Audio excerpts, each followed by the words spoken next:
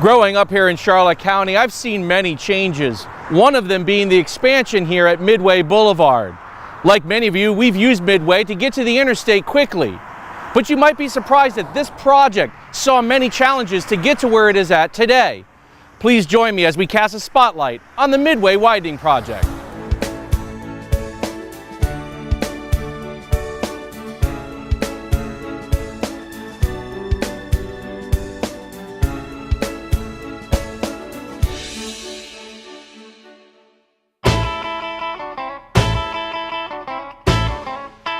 During the 1950s, Charlotte County saw a boom of construction when General Development Corporation began dredging canals and creating roads in Port Charlotte. One of the first roads to head east from US 41 was Midway Boulevard. Just a two-lane paved asphalt with surface water draining in the swales and out into the canals that they dug at the time in the 1950s. And the road stayed that way until the mid-1980s, when Jonathan Cole moved to Florida and started working as an inspector with the Charlotte County Public Works Department. One of my very first jobs was working on Midway Boulevard. It was the segment of Midway Boulevard that's south of US 41. From US 41 down to Lakeview. That segment was the first widening of Midway to 4 lanes for traffic. During that time too, road construction was pretty simple. Widening the asphalt, no curbs, no gutters, and probably the biggest thing is no stormwater treatment at that time. You could just let the rainfall hit the asphalt and run down the swales and into the waterways at that time.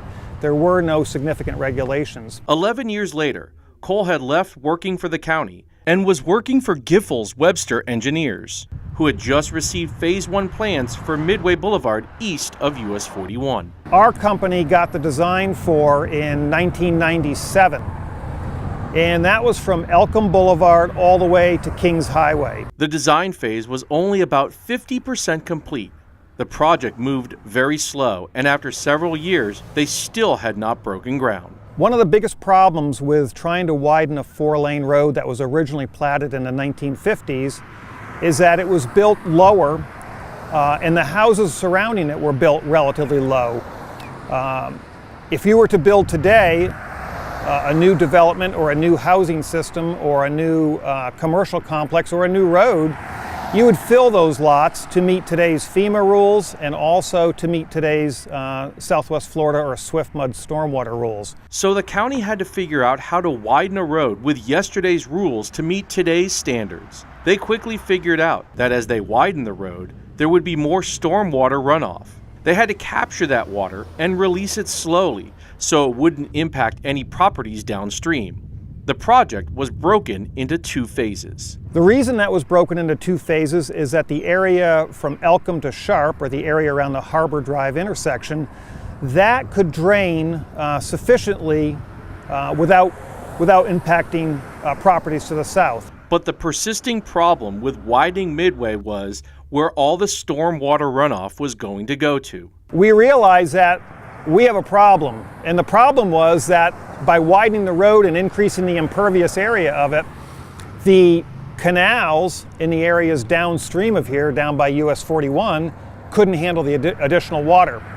And so this project was put on hold for a while. Charlotte County stormwater experts then got involved with the Southwest Florida Water Management District to create a stormwater master plan for this whole area to improve and enlarge the conveyance system of canals down to Charlotte Harbor. One of the biggest enlargements had to happen under US 41. And in order to increase the flow underneath 41, without interrupting traffic, some massive pipes had to be tunneled underneath the road at several locations. The micro-tunneling project along US 41 was so imperative to the overall project. Had it not been done, the second portion of Midway Boulevard may have never been completed. Charlotte County Public Works Project Manager Jeff Kaiser oversaw the implementation of the microtunneling project. The microtunnel is basically it's a wireless, unmanned boring machine.